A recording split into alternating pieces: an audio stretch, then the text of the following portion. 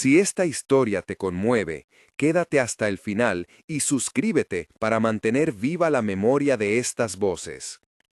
La alborada vino como una daga fría sobre el valle del Paraíba, niebla baja que se levantaba a medias entre los cañaverales, gotas de orvallo pegadas a las hojas, un sonido de agua lejana que parecía prometer otra geografía, otra libertad. En la casa grande, las sombras de las columnas largas se estiraban en la sala, donde la porcelana permanecía impoluta pero sin brillo, objetos que hablaban de fortuna y ausencia. Leonor estaba en el umbral, la bata aún húmeda del lavado nocturno, los ojos verdes clavados en el horizonte, donde el sol intentaba quemar la bruma. Su cuello llevaba la marca de la tristeza, una joya heredada que había consagrado como emblema de una alianza que nunca pidió. No era una mujer que se dejara confundir por la belleza del lugar. Sabía nombrar cada sonido del ingenio, el chirrido del trapiche al ralentí, el murmullo de las aves que huían del calor, la voz grave del capataz que hacía rondas. Sabía también el peso de la casa cuando el coronel paseaba con botas de cuero y simplicidad de mando, o cuando el corsé del protocolo comprimía su pecho hasta que le dolía respirar.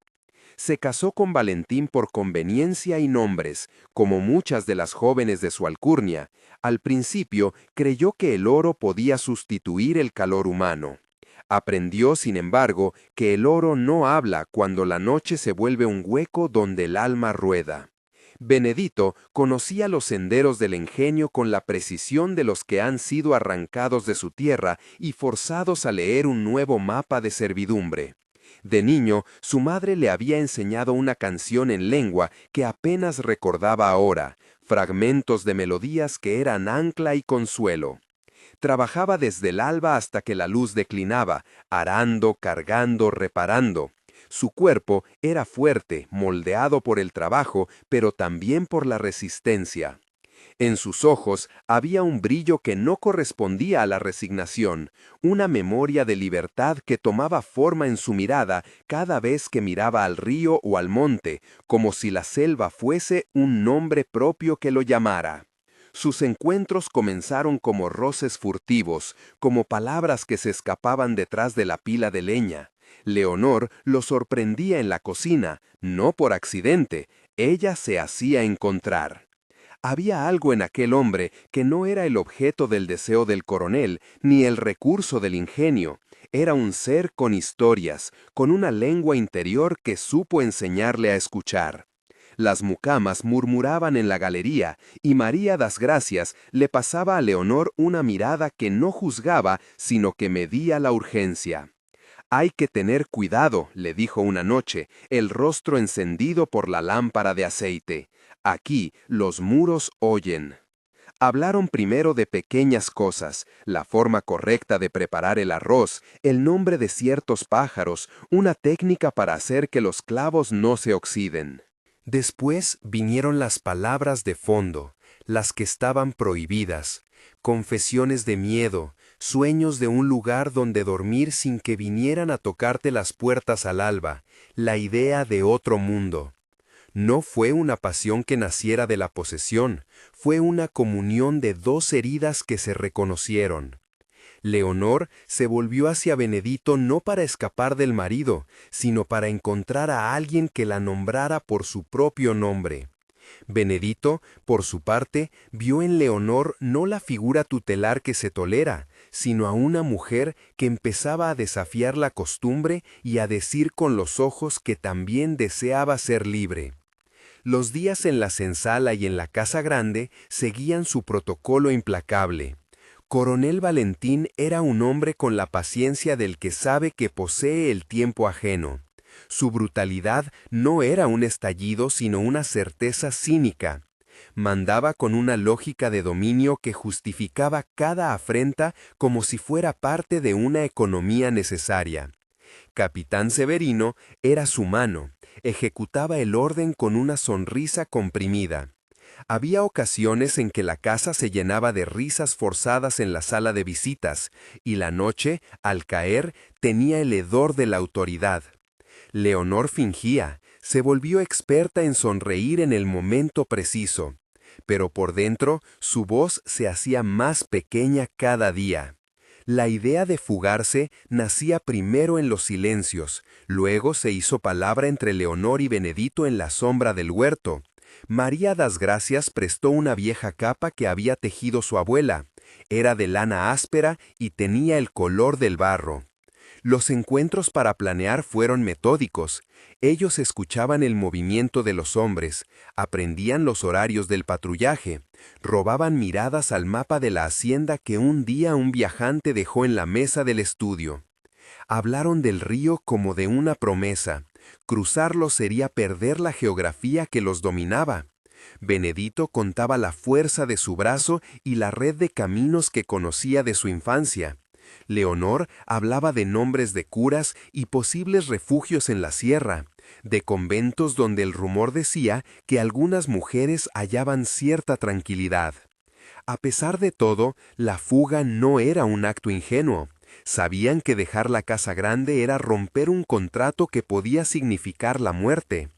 Pensaron en el Quilombo como destino necesario, un claro de mata en la sierra donde otros habían reunido lo que el ingenio había dispersado. En la imaginación de Benedito, el Quilombo estaba hecho no solo de ocultación, sino de comunidad. Hombres y mujeres cocinando a la luz del fogón, niños corriendo entre los árboles, cantos que devolvían los nombres africanos. Leonor aprendió a recitar los versos que él le enseñaba, frases cortas que eran plegarias, como si la lengua misma fuera una llave. La noche elegida se presentó con un cielo limpio y sin luna.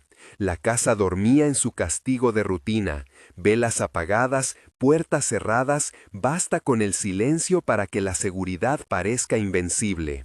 Leonor salió con la capa de María das Gracias sobre los hombros, el cabello recogido y un rollo de pan escondido. Benedito la esperaba detrás de la vieja tapioca, su figura recortada entre sombras. Había en su rostro la calma de quien ha tomado una decisión que no admite vuelta atrás. El plan era simple: atravesar el cañaveral, llegar al río, seguir la corriente hasta perder la propiedad de vista. El primer tramo fue el de la espera contenida. Cruzaron a paso de gato, la hojarasca crujió apenas, y cada crujido parecía una sentencia. En algún punto, Leonor pensó que no podía respirar, que la tierra la reclamaba. Tocó el brazo de Benedito, y él le apretó la mano con ternura para devolverle el pulso. No hubo palabras exuberantes, solo gestos, una tela ajustada, un nudo que escondía una llave, una promesa susurrada. Cuando llegaron al río, el agua era un espejo negro. Benedito conocía un gué, lo cruzaron a nado, temiendo las corrientes y la voz de cualquier centinela. El agua lamió la piel como si quisiera borrar algo, y, por un instante, Leonor sintió que el mundo la devolvía a su origen, la sensación del pecho abierto, la frontera de lo posible. El Quilombo los recibió con una cautela cargada de experiencia. No fue la imagen romántica que las novelas cuentan. Había fatiga, una disciplina necesaria y el miedo ancestral de saberse siempre a un paso de la violencia. Sin embargo, la acogida fue humana y firme. Se les ofreció comida cocida en paila, un lugar donde lavar los cuerpos y dormir sin que nadie aperturara la puerta en medio de la noche. Hombres y mujeres del Quilombo les escudriñaron el pasado, no por desconfianza simple, sino porque la seguridad tenía nombre. Traiciones, soplos de informantes, incendios. Intentaron tramar una red de cuidado que fuera al mismo tiempo defensa. Benedito encontró entre ellos a un hombre mayor, que había sido líder de una pequeña milicia, Joaquín, quien llevaba la cicatriz de antiguas quemaduras y hablaba con la pausa de los que han perdido mucho y siguen queriendo. Joaquín escuchó la historia, asintió y les ofreció una parcela de tierra para cultivar y un puesto en la guardia. Leonor aprendió a mover piedras para construir un fuego, sus manos se habituaron a otros gestos. Allí, bajo la penumbra de la mata, el cuerpo de Leonor empezó a deshacerse de los ropajes de la casa grande. La ropa ceñida se tornó baño de trabajo, las maneras estudiadas se hicieron verdad. El Quilombo tenía sus días campesinos y sus noches de canto. A veces, al filo de la tarde, se reunían junto a la pira, donde las mujeres golpeaban un tambor improvisado y los hombres entonaban una canción que venía de más allá del Atlántico. Había en esas voces la memoria de nombres borrados por el mercadeo. Benedito, cuando alzaba la suya, parecía recuperar una genealogía. Leonor aprendió a cantar con ellos y en esas canciones halló la posibilidad de ser otra persona. No la esposa que debía obedecer, sino una mujer que aprendía su propio verbo. Los niños la llamaban tía con naturalidad y la cercanía la aprendió sin pudor. La felicidad en el Quilombo fue breve y frágil, como un fruto silvestre que saben que habrá que compartir pronto. Pero dentro de esa brevedad hubo momentos que justificaban todo.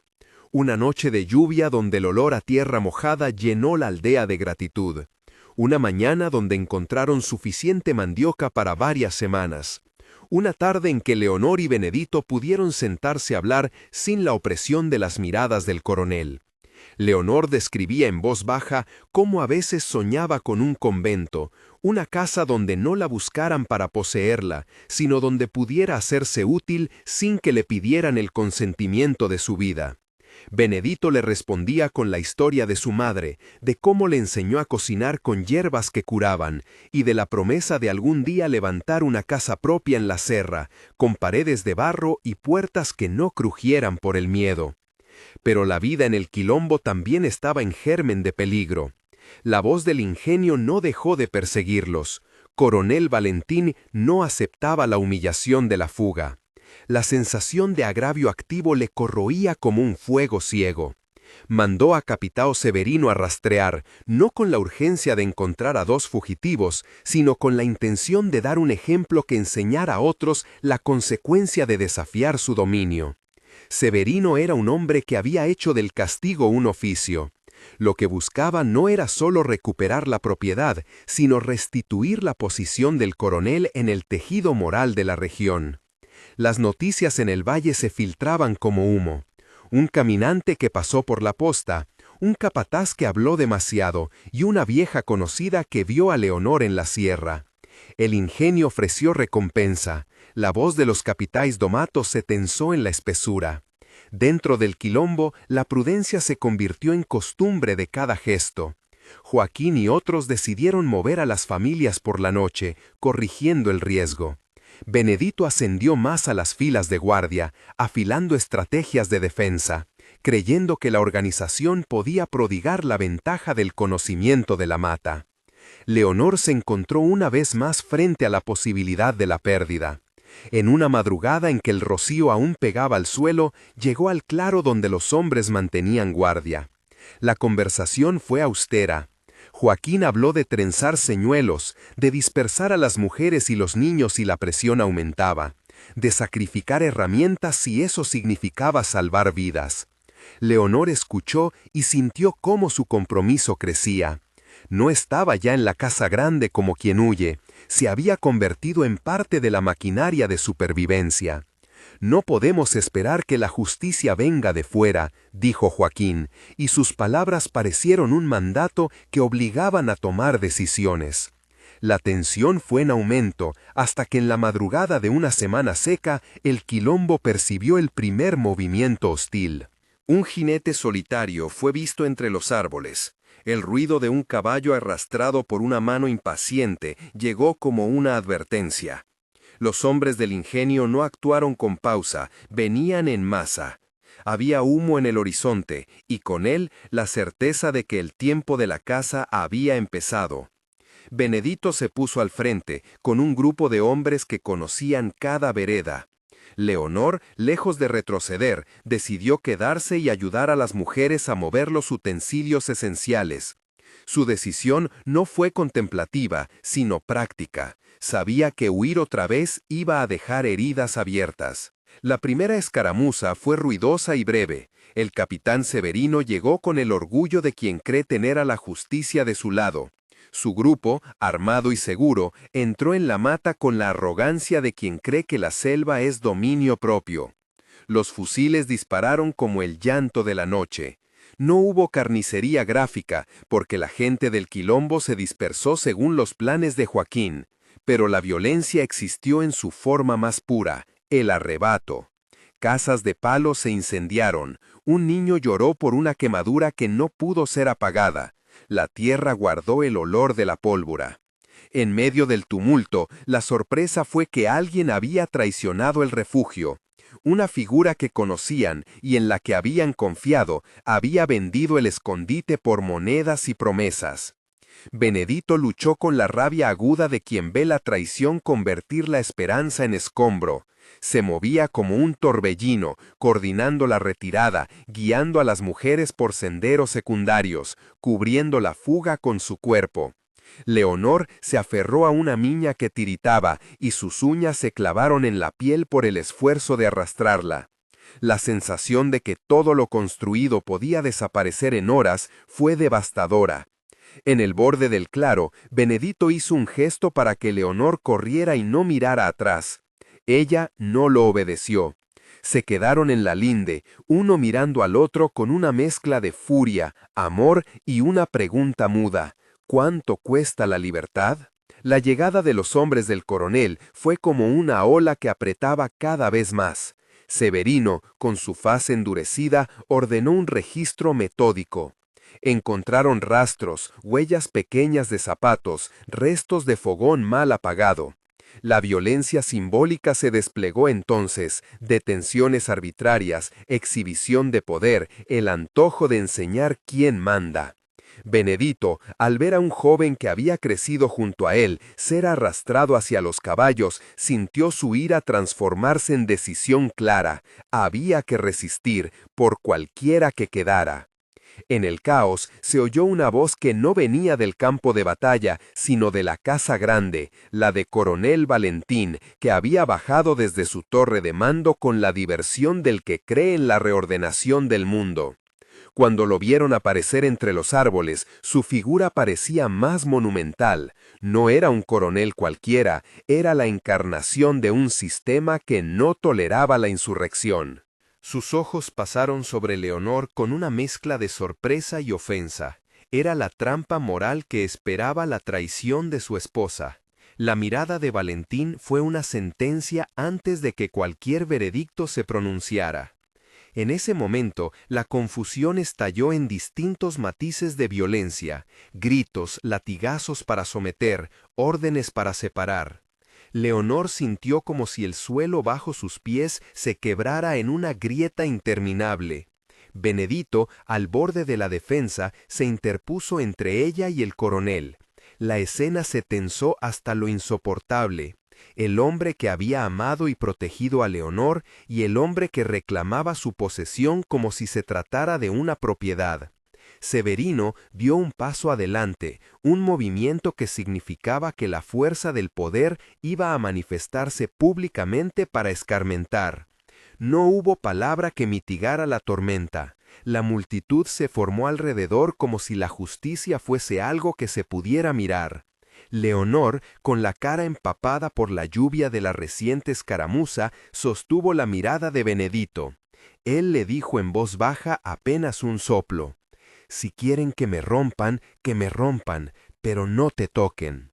Ella le respondió con la misma calma que había aprendido en la espesura: «No me dejes sola». Fueron palabras sin retórica, palabras de pacto. Cuando los captores avanzaron, Joaquín lanzó la orden de dispersión final. Había que salvar a los niños, llevar a las mujeres a otro claro, perderse en la selva como si fueran raíces que la tierra reclamara. Algunos lograron escapar, otros no. En la confusión, Benedito se mantuvo firme y defendió la retirada hasta que la fuerza lo superó. Leonor fue arrastrada, no por la mano del cadáver de la casa que la reclamaba, sino por la fuerza de la ley que pretendía mostrar castigo. Lo último que vio antes de perder el rumbo entre las sombras fue la cara de Benedito, detenida por guardias con la dignidad intacta mientras le ajustaban las cadenas. La escena final de la retirada fue una estampa de abandono y memoria. Humo en el claro, niños que lloraban, mujeres que cargaban bolsas con lo poco que pudieron salvar. En la distancia, el coronel contempló su triunfo con la calma de quien ha restaurado un orden que le pertenece. Leonor fue llevada a la casa grande, no para encontrar refugio, sino para ser objeto de la restitución de la autoridad. En su pecho había una certeza que no podía describirse con palabras. Había amado, había elegido, y por eso su condena tenía la figura de una enseñanza.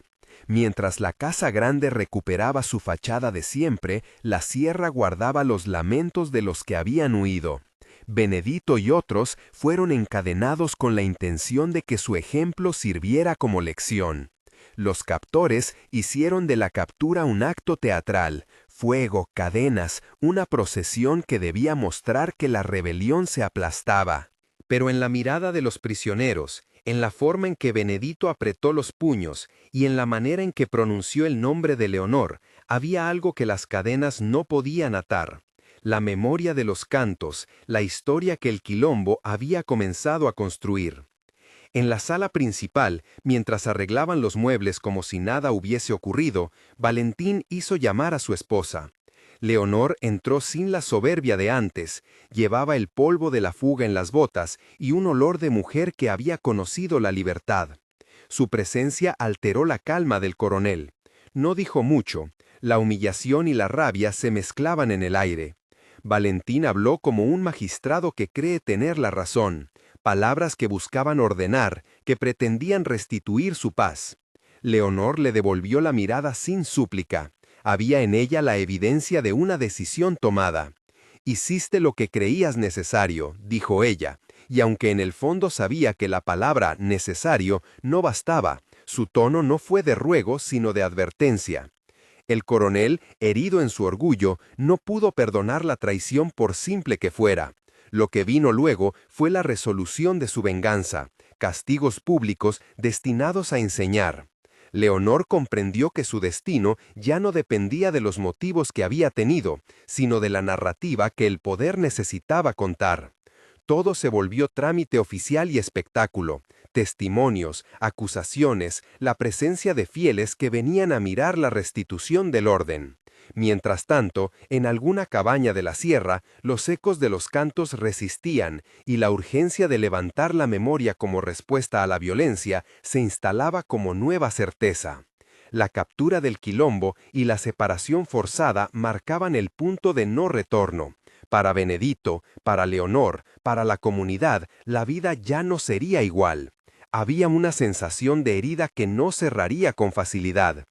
En la penumbra de la celda improvisada bajo el aguacero, Benedito repasó los rostros. Joaquín, las mujeres, los niños y el nombre de Leonor que se clavaba con la misma fuerza que una estaca.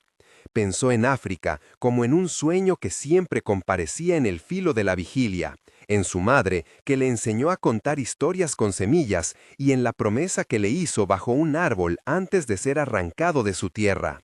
La historia quedaba, por entonces, suspendida en la tensión entre la brutal restauración del orden y la memoria que el Quilombo había intentado forjar. Había por delante castigos que se verían, ventas que podrían fracturar más las vidas, decisiones que arrastrarían destinos hasta un convento o hasta la muerte. Pero, aún en la adversidad, ciertas imágenes persistían. El canto que volvía a sonar en la noche, la mano de Leonor que no dejó de apretar la de Benedito en un gesto que nadie llegó a ver del todo, y el río como un nombre que prometía seguir corriendo aunque la orilla estuviera cercada por la sombra del dominio.